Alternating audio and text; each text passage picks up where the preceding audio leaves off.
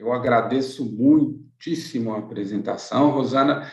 Eu espero não decepcioná-la com as minhas abordagens, mas eu fico muito feliz de ter sido convidado. Eu rendo minhas homenagens tanto a você como aos organizadores do evento. Na verdade, tem um colega que costuma dizer que quando nós fazemos eventos corporativos e muitas vezes voltados para o lado laboral, nós estamos pregando para convertidos.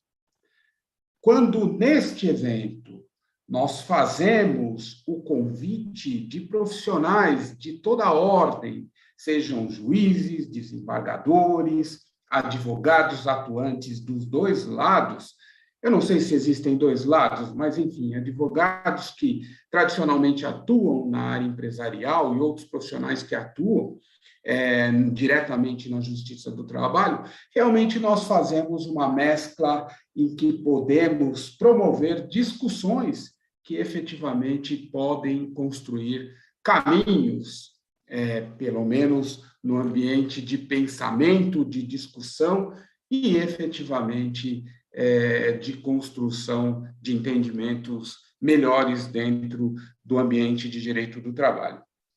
Eu gostaria também de dizer que eu sou um profissional da área corporativa, sempre fui, e obviamente tenho meu escritório hoje que trabalho para a área corporativa, de maneira que as minhas abordagens, especialmente nesse congresso, elas não terão uma grande discussão técnica jurídica. Não é esse o objetivo da minha abordagem. Nós vamos falar mais sobre o aspecto prático, como que essa questão é vista pelo empregador de uma maneira geral. Óbvio que temos que falar de legislação, temos que fazer abordagens relacionadas a esse tema, mas eu quero que nós enxerguemos essa situação nesse ambiente corporativo, porque, no fim do dia, o que nós estamos falando é de relações de trabalho.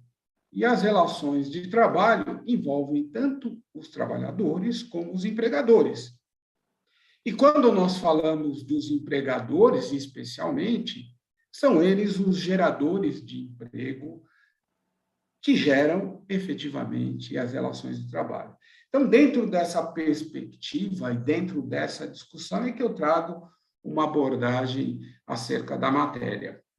Um outro ponto também relevante e que eu gostaria de destacar é que eu vou me abster de usar termos muito rebuscados aqui, até porque esse congresso, esse evento, ele está destinado também a estudantes e ao público geral também.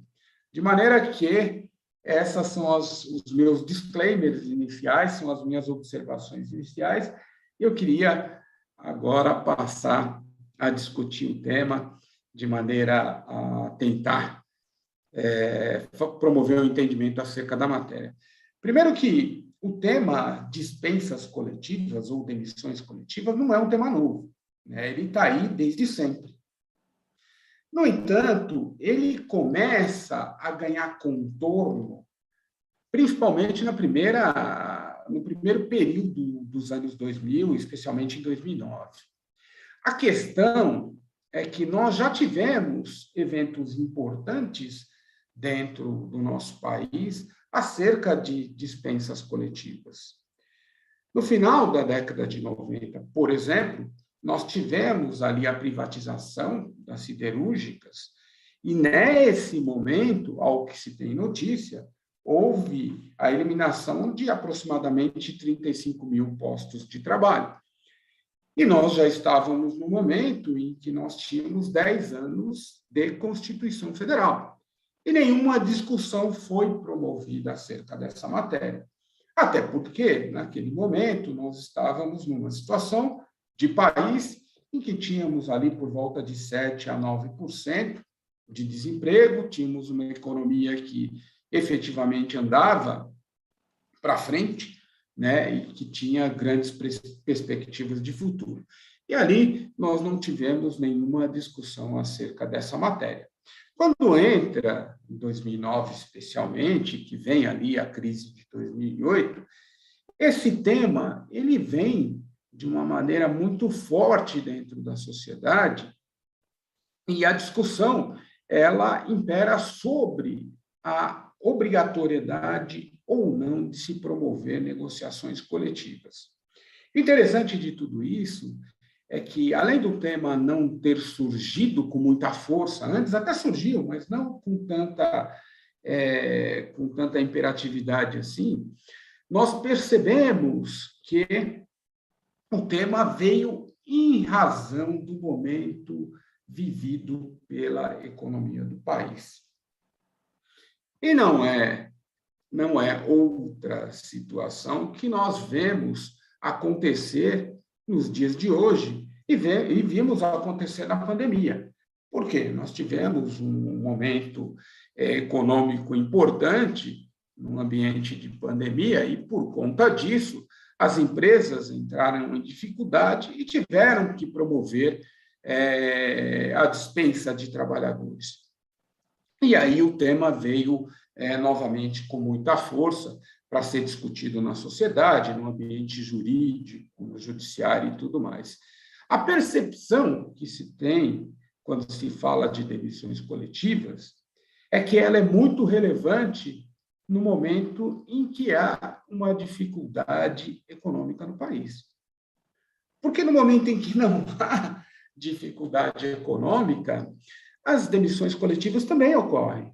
E elas ocorrem por inúmeras razões, mas elas não são vistas com muita atenção por todos esses grupos, né, que discutem esses temas. Essa é uma situação que nós podemos perceber, né, avaliando os momentos em que esse tema ficou, digamos, quente nos tribunais. E nós temos uma preocupação, obviamente, né? Quando nós olhamos as análises macroeconômicas para o ano de 2022, de fato, elas mostram que o Brasil deve ficar estagnado. Nós temos ali uma perspectiva de crescimento em torno de 1,5%, né, 1,5%. Nós não temos aí grandes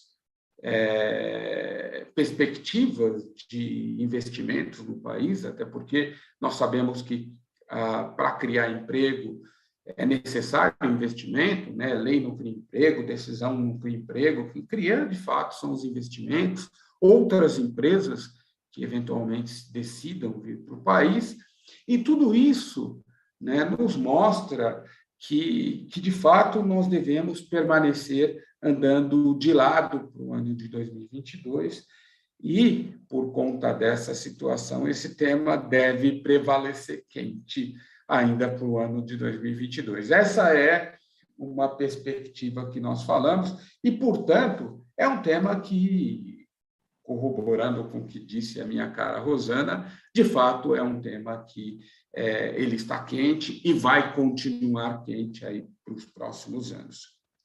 Mas, além de quente, é um tema extremamente controvertido e extremamente polêmico.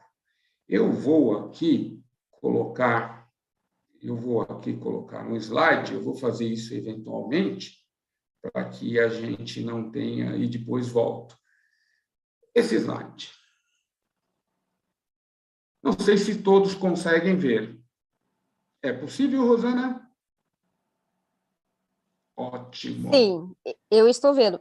Ele está um pouco cortado para mim, mas pode ser em decorrência da minha imagem. Perfeito. Eu tentei Não, colocar está ele. bom. Se puder ajudar, né? Eu também estou aqui assistindo, mas está bem visível. Muito obrigado, Taniara. E ele é extremamente polêmico, como eu falava, tanto que nós temos um procedimento, um processo em julgamento, é um recurso extraordinário, que está com vistas regimentais pelo ministro Dias Toffoli. Esse julgamento se iniciou aí no mês 5, ou seja, em maio desse ano, e nós temos a seguinte situação atual do processo. Contra a exigência de negociações coletivas prévias. Dr. Marco Aurélio, que é o relator desse processo, desse recurso extraordinário, Nunes Marques e Alexandre de Moraes, a favor da exigência de negociações coletivas prévias, Edson Fachin e Luiz Roberto Barroso. Percebam que essa situação ela está extremamente dividida. E o curioso é que nós estamos num ambiente em que a discussão em pauta é antes da reforma trabalhista. Nós não estamos falando numa discussão do 477 da CLT, onde já há o dispositivo positivado no sentido de que não é necessária, que não se exige negociação coletiva, acordo ou convenção coletiva para se promover as dispensas coletivas. Então, o fato de ser um tema extremamente polêmico antes da reforma trabalhista, que dirá depois dela. E aí eu venho com uma discussão aqui, que a gente precisa passar por ela, antes de entrar no mérito dessa discussão sobre se é adequada a exigência ou não, se é legal a exigência ou não, se efetivamente há uma defesa jurídica para isso. Que seria a definição de demissões coletivas? Nós sabemos que a nossa legislação positivada não traz, além do 477, a definição do que é demissão coletiva ou dispensa coletiva.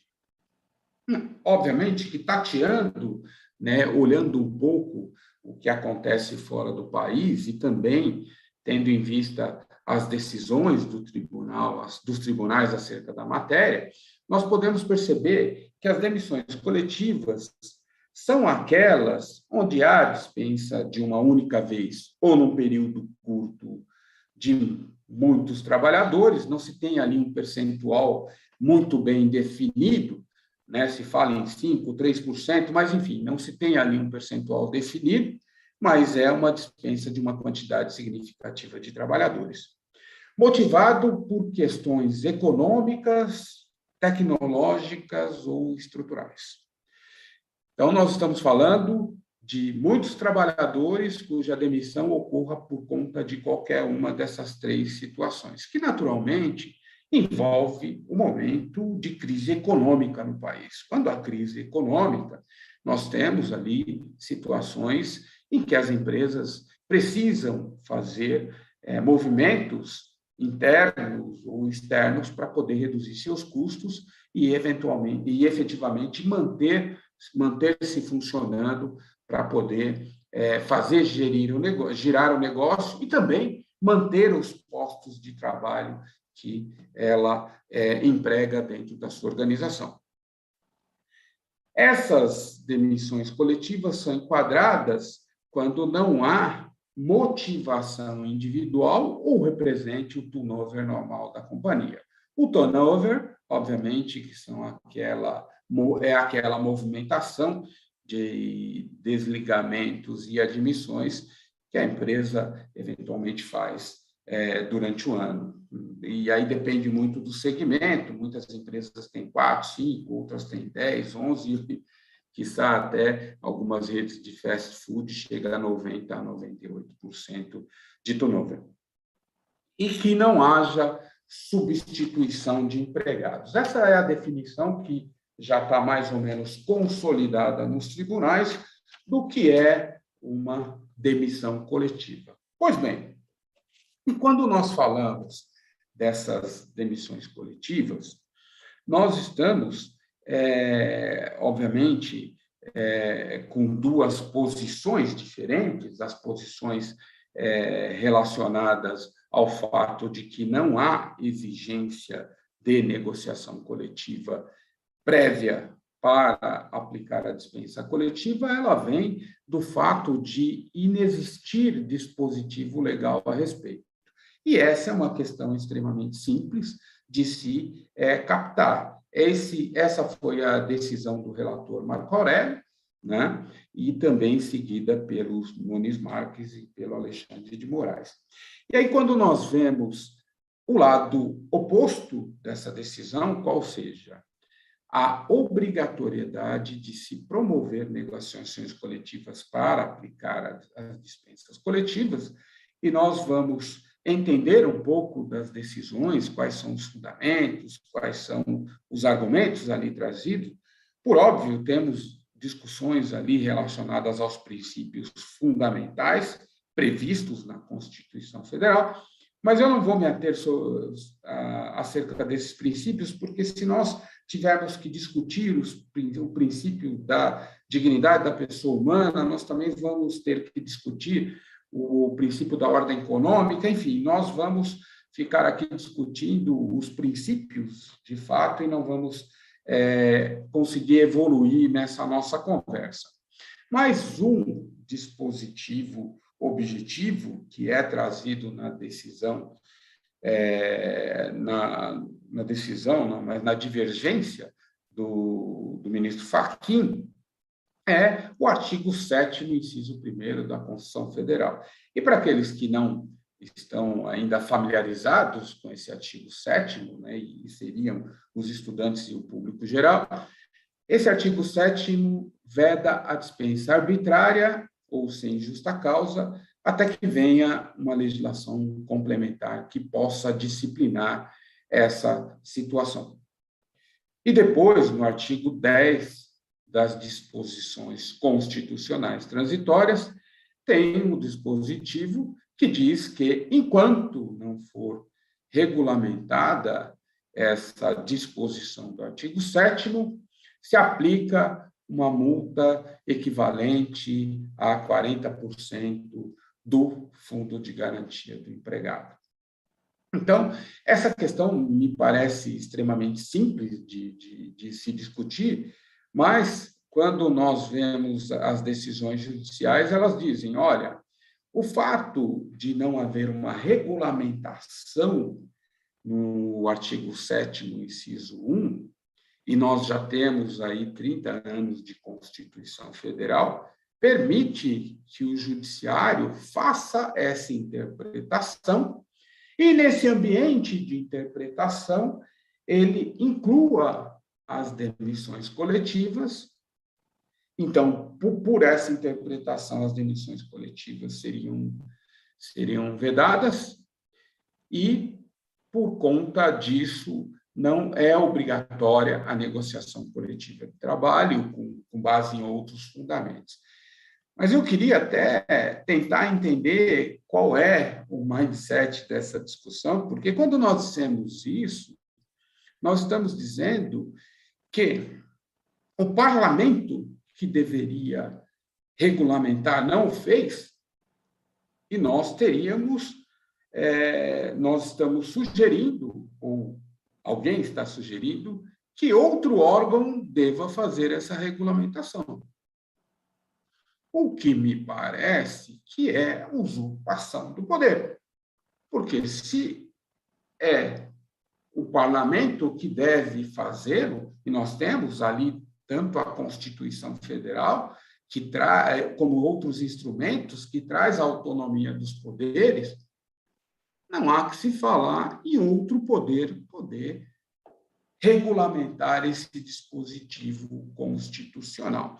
É extremamente simples a abordagem, mas é dessa maneira com que nós estamos pensando e defendendo. E vejam que essa questão ela é extremamente relevante dentro desse ambiente de discussão, porque quando se fala em empregador nesse país, nós temos que falar em previsibilidade. Não se pode defender algo que não esteja previsto na legislação, algo que não esteja consolidado, porque o empregador tem a previsibilidade. Afinal, ele é um agente das relações do trabalho e ele precisa ter previsibilidade dos seus custos, das suas ações, da sua maneira de conduzir a empresa. De maneira que, quando se faz uma mudança efetiva nesse ponto, a gente afeta a previsibilidade do empregador. E um outro ponto também, que é trazido quando se fala das discussões efetivas de obrigatoriedade de negociação coletiva, é a questão do direito comparado, e que efetivamente faz todo sentido. Todo mundo sabe que o artigo 8º da CLT faz essa concessão, é possível utilizar o direito comparado para se fundamentar, né, situações que não estejam regulamentadas no país. Mas eu vejo uma questão extremamente estranha de se utilizar a Convenção 58. Porque a Convenção 58, para quem não sabe, é uma convenção que foi denunciada pelo Brasil, existe um julgamento ali também no Supremo Tribunal Federal, se a denúncia foi adequada ou não foi adequada, mas a gente não vai entrar nisso.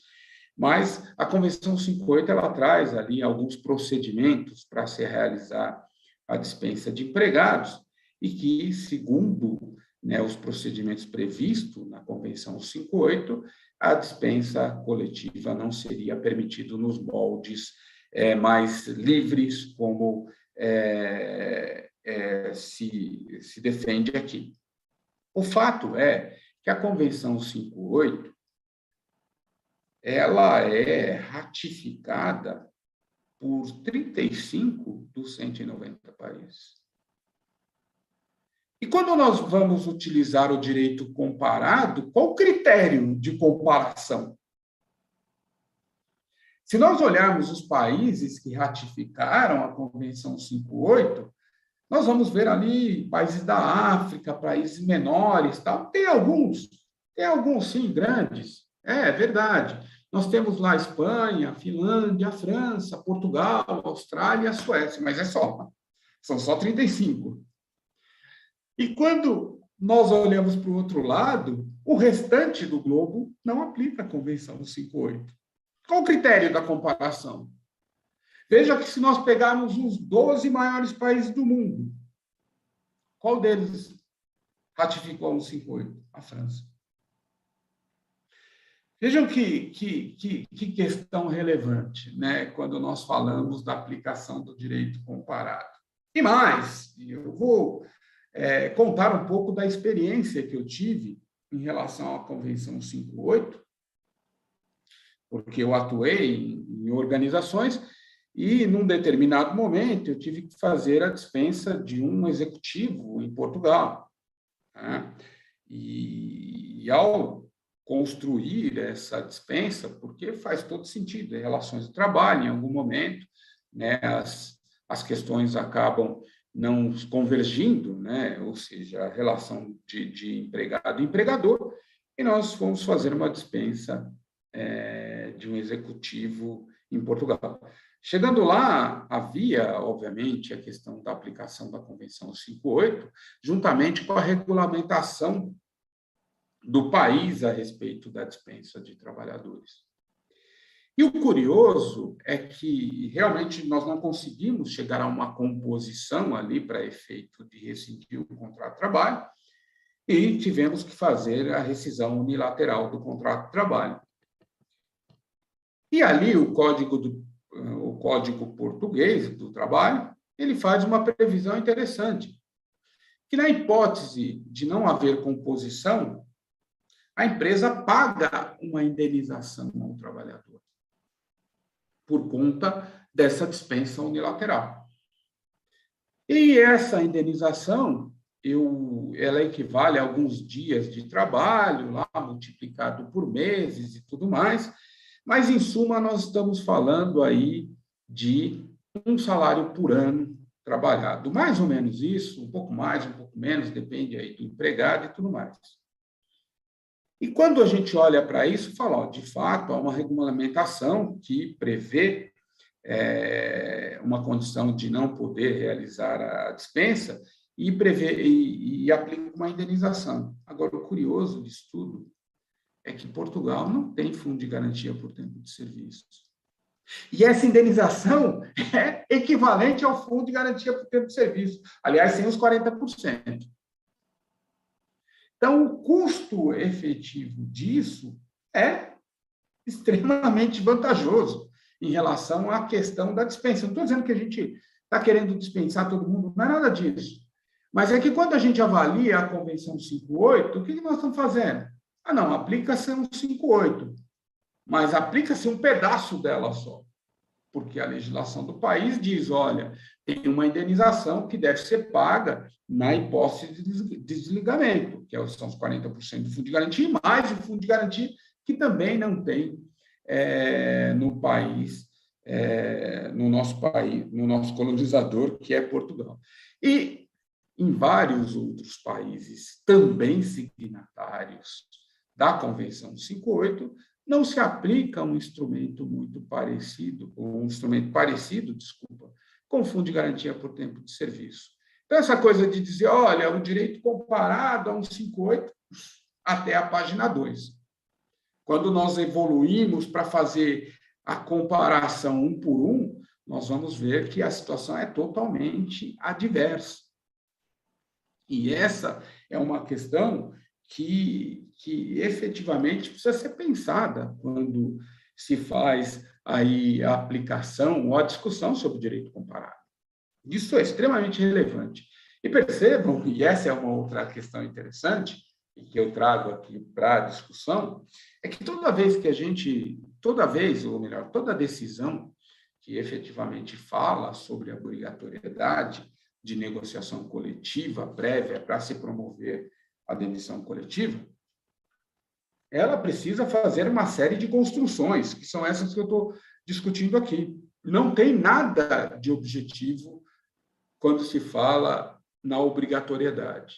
E por que isso? Porque se tenta, ali, diante de uma legislação clara, diante de uma condição clara, positivada, contornar situações para se justificar uma obrigatoriedade em relação às negociações prévias antes da demissão coletiva. E, olhando um pouco para essa discussão, nós vamos perceber o seguinte: nós temos, praticamente no mundo, dois sistemas legislativos, que é o Common Law e o Civil Law. Tem alguma coisa mista também nos países, mas não faz sentido a gente entrar aqui para discutir. Todo mundo sabe que o Common Law é aquele baseado na jurisprudência, nos usos e costumes e outras questões que se inserem ali. E a outra é o Civil Law, aplicável aqui no Brasil, onde a legislação é imperativa na hora de se aplicar situações relacionadas, que é o que nós discutimos aqui, as relações do trabalho.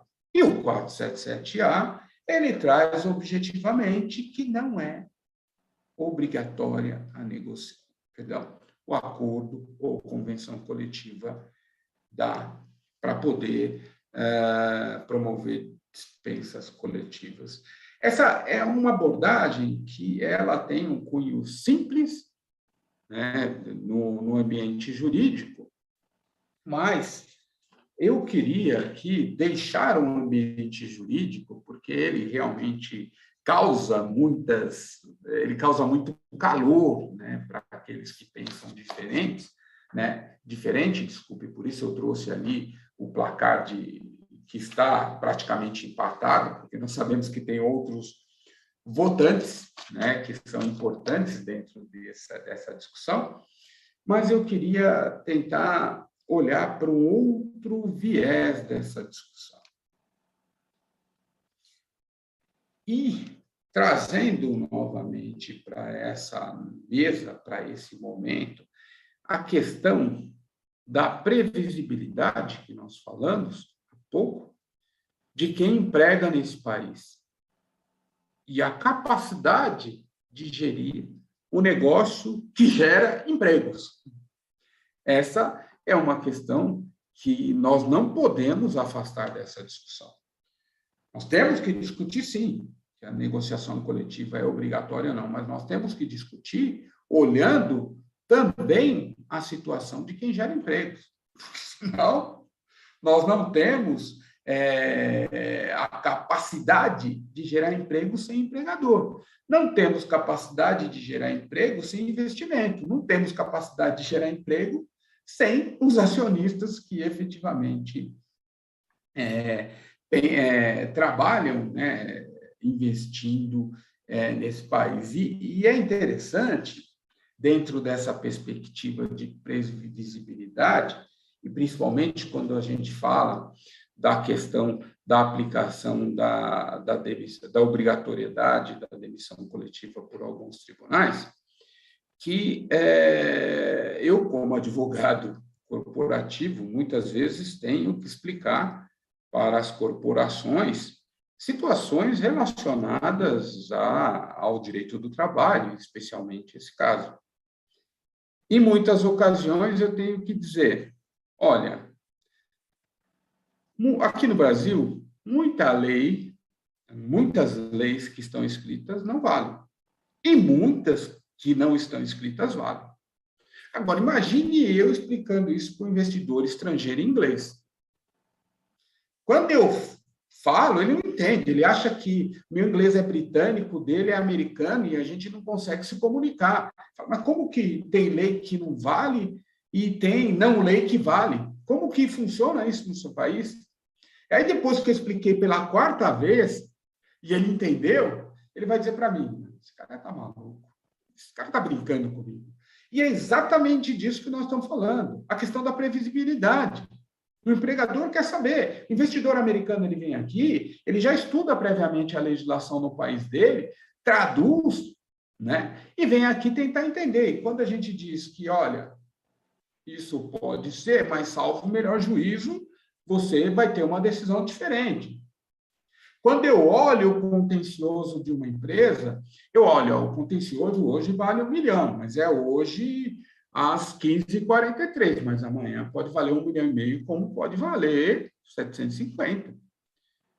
Porque a questão da correção monetária, ela vai para cá, vai para lá, e a legislação diz uma coisa, mas as decisões dizem outra, e aí eu não consigo, né, explicar para o empregador como é que ele faz o provisionamento, como é que ele mostra isso para os seus acionistas, como é que eu mostro a empresa, como é que eu mostro o resultado da empresa sem saber o que efetivamente tem em termos de custo, o que tem efetivamente em termos de ação que pode ser tomada na área de direito, na área trabalhista ou não. Percebam que é uma questão extremamente relevante e que tem a capacidade de atrair ou não investimentos. Eu não estou dizendo que é só isso, é um conjunto de coisas que geram esse tipo de discussão, mas essa também é uma questão importante dentro do nosso país. E aí, quando a gente para discutir essas coisas e traz todo esse arcabouço de discussão, olhando para o lado corporativo, olhando para o lado da corporação e falando na geração de empregos, muitos imaginam que o empregador demite porque quer. É mais ou menos assim, ó, hoje é sexta-feira, dia de cerveja e dia de demissão coletiva. Eu vou lá na fábrica fazer um estrago. Isso não acontece, gente. Não faz nenhum sentido. Demitir no Brasil é caro. Demitir no Brasil é extremamente caro. E por ser extremamente caro, o empregador ele pensa muito na hora de fazer qualquer movimento dessa natureza. E é bom que fique essa mensagem, porque quando se vê coisas dessa natureza, muitos enxergam que o empregador está sendo malvado, que está fazendo um processo de desligamento porque ele quer só lucro. Não. Não é isso, efetivamente, que está desenhado dentro das corporações. As corporações têm uma preocupação muito grande com os seus empregados, têm uma preocupação muito grande com a questão social, mas, para ela se preocupar com tudo isso, ela precisa manter o negócio. E as demissões coletivas, em muitas ocasiões, são necessárias. quando nós vimos a questão da pandemia, e eu vou até, daqui a pouco, quando nós vimos a questão da pandemia, nós percebemos que houve... Consegue ver, Rosana? Consigo sim, doutor. Muito obrigado. E aí, quando nós nos deparamos com a pandemia, essa crise sanitária horrível que aconteceu no mundo todo e que afetou substancialmente as relações do trabalho e os negócios, não só as relações de trabalho. Tudo foi afetado, o mundo todo foi afetado. E essa situação acabou por gerar uma quantidade de demissões importantes dentro do nosso país, justamente para poder fazer a adequação de quadro de empregados diante do cenário da pandemia. E nós vimos aí, dentro dessa perspectiva, muitas decisões judiciais, no sentido de que a empresa não podia fazer a adequação do seu quadro de empregados sem antes negociar com a entidade sindical, porque essa negociação teria o objetivo de reduzir o impacto social. Segundo a visão dessas decisões, de uma maneira geral, o empregador precisa reduzir o impacto social de uma demissão. E que eu acho que faz todo sentido, eu concordo plenamente com essa decisão. E as medidas sugeridas, de uma maneira geral, e aí um apanhado das decisões e de algumas recomendações do Ministério Público, diziam o seguinte: bom, para se reduzir o impacto social, a negociação poderia pensar numa redução ou flexibilidade da jornada de trabalho. Essa era uma questão posta. A outra questão era a concessão de férias individuais ou coletivas, ou então licenças remuneradas. Uma terceira colocação, ou melhor, uma quarta colocação, seria a realocação desses empregados em outras empresas do mesmo grupo econômico. A suspensão do trabalho para fins de qualificação profissional, segundo o artigo 476 da CLT, ou a adoção de um plano de demissões voluntárias. A questão é que nenhuma dessas situações, no momento de pandemia, era suficiente para a grande parte das empresas. E muitas empresas fizeram isso. Fizeram esse caminho efetivo de pensar a respeito da situação. Outras não, porque já sabiam, já tinham a leitura de que efetivamente a crise seria longa, como é, e realmente promoveram aí demissões coletivas, mas também fizeram concessões, além das verbas rescisórias, que são convencionais, para poder falar em minimização do impacto social. O fato é que isso não adiantou. Não adiantou porque a questão de se fazer concessão ou não interferiu efetivamente no impacto social. E aí eu estou falando um pouco do quê? Da efetividade das negociações coletivas para efeito de redução do impacto social. Quando nós falamos que a principal meta da negociação é essa, e no momento de pandemia e outros momentos que o país viveu e viverá, todas essas medidas não são suficientes para reduzir o impacto social de uma demissão. Porque, afinal, quem controla o budget, quem entende do negócio, é a companhia, e não o sindicato. De maneira que se nós olharmos os cases aqui no nosso país em relação às demissões coletivas, se nós olharmos os cases em relação às demissões coletivas aqui no país, nós não vimos um em que as demissões foram impedidas. Desculpa, teve um, de uma grande empresa automotiva, enfim, fora do estado de São Paulo, e que depois ela teve que colocar os empregados em casa e tudo mais. Mas o fato é que nenhuma das situações em que houve decisão judicial dizendo, olha, não pode efetivamente promover demissão coletiva sem negociar com o sindicato. Nenhuma delas impediu as demissões coletivas. Então, não há efetividade, não houve efetividade nessas decisões. O que aconteceu de verdade foi que essas decisões, e eu diria que muitas das empresas já haviam feito concessões em numerários em relação a essas demissões, o que aconteceu é que elas tiveram que voltar para a mesa obrigatoriamente, por decisão judicial. Imaginem a situação.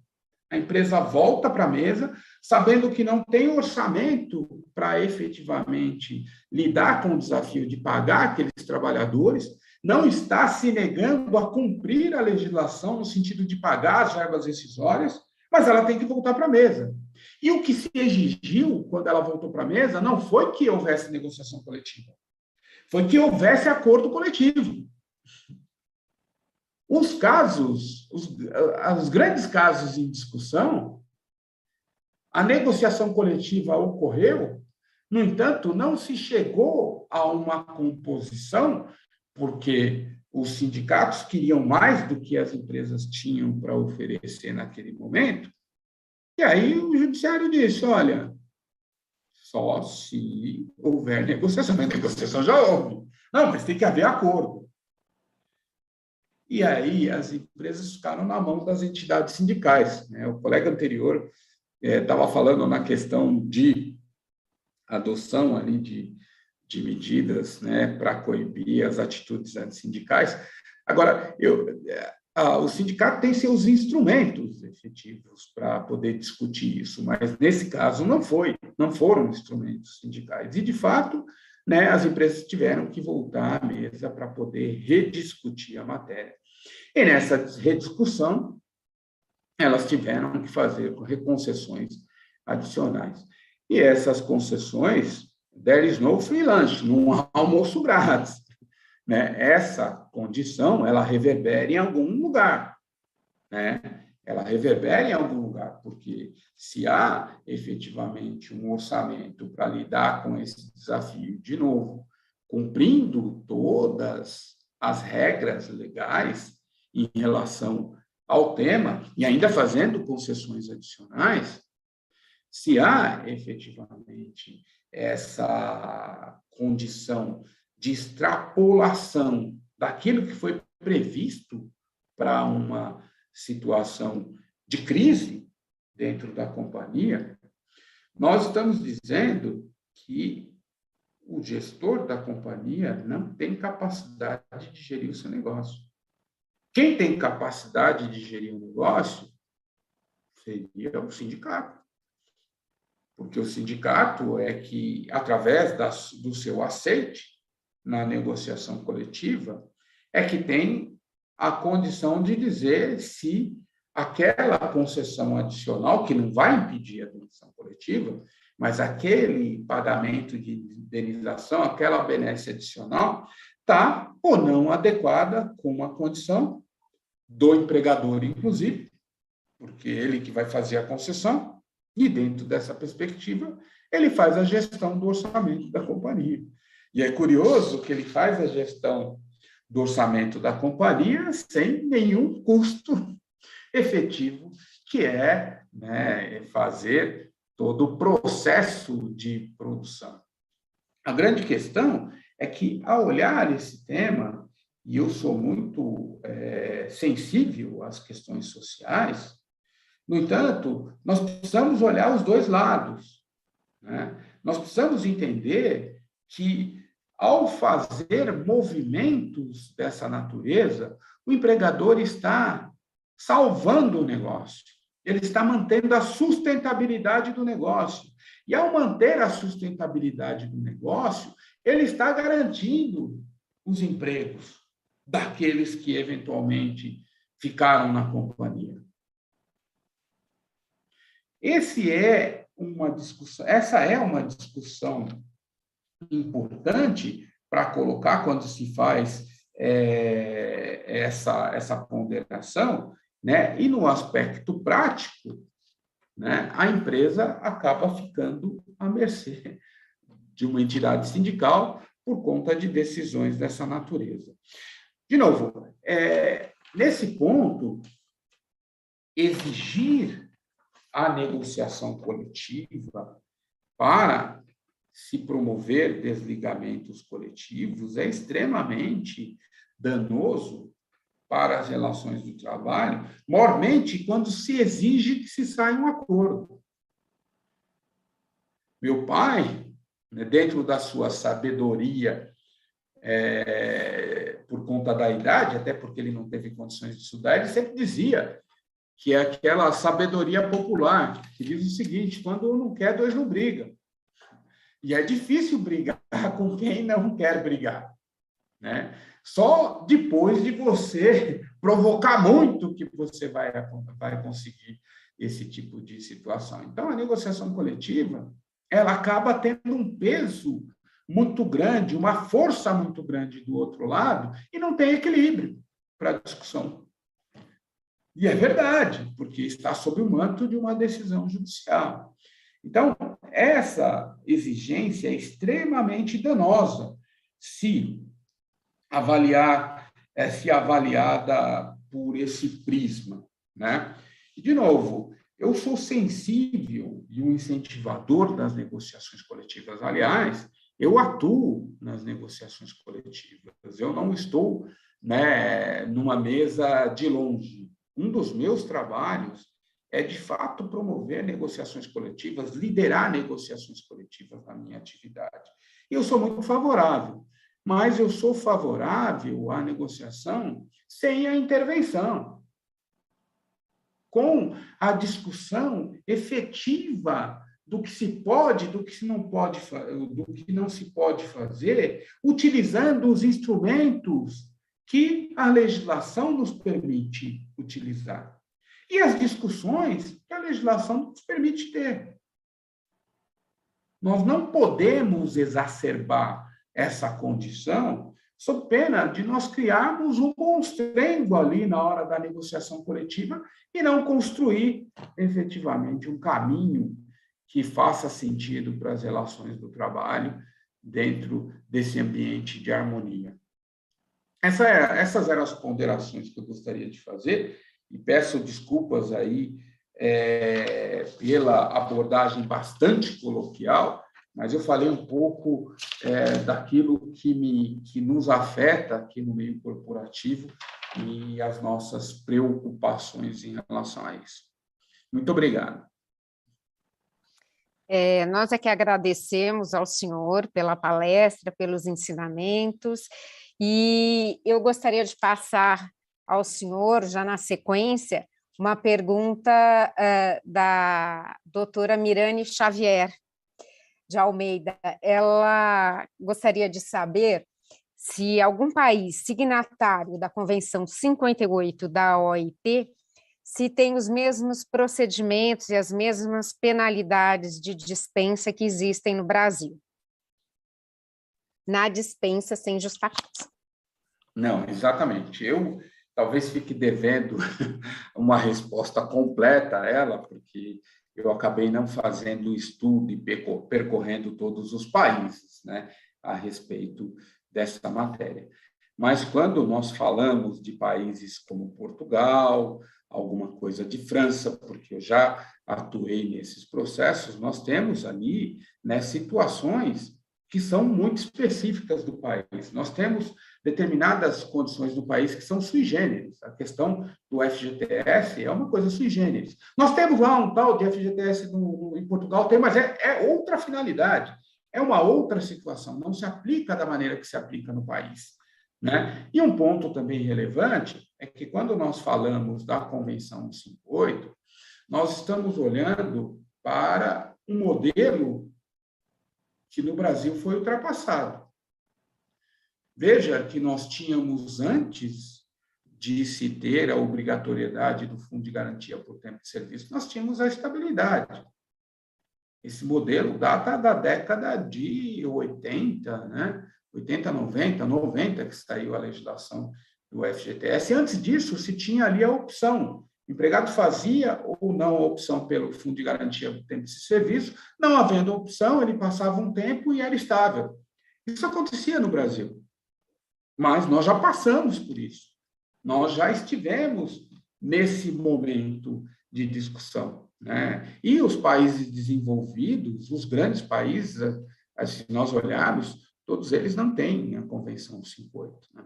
Mas, enfim, eu não consigo responder de todos os países, mas quer me parecer que, por aqueles que eu conheço, que a aplicação no momento de rescisão é muito diferente, né? A nossa legislação, a nossa visão, ela permite a realização de uma dispensa, seja ela coletiva ou individual, mas ela indeniza de forma diferente do que indeniza esses países que vedam a dispensa nos moldes da Convenção 50. Você está no mudo, Rosana. Obrigada, doutor Newton. E a doutora Mirani também faz uma outra consideração. Se o senhor acha que o empregado brasileiro tem um alto custo que impediria a contratação, que isso causa uma resistência aos empregadores. Essa é uma pergunta extremamente difícil, né? Uma pergunta extremamente difícil pelo seguinte, né? O empregado brasileiro realmente tem um custo alto no que diz respeito aos encargos, mas também, né, os salários no país são mais baixos.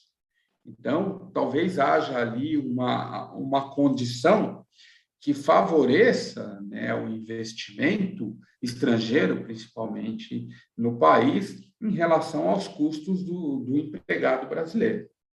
E eu estou falando do investidor estrangeiro. Para efeito do investidor brasileiro, realmente há uma preocupação. E tem coisas que eu não gosto de falar, mas a gente acaba vendo os levantamentos todos a respeito. Existe uma preocupação com a produtividade do trabalhador brasileiro, né? Se comparado com o trabalhador estrangeiro, sobretudo dos países mais desenvolvidos.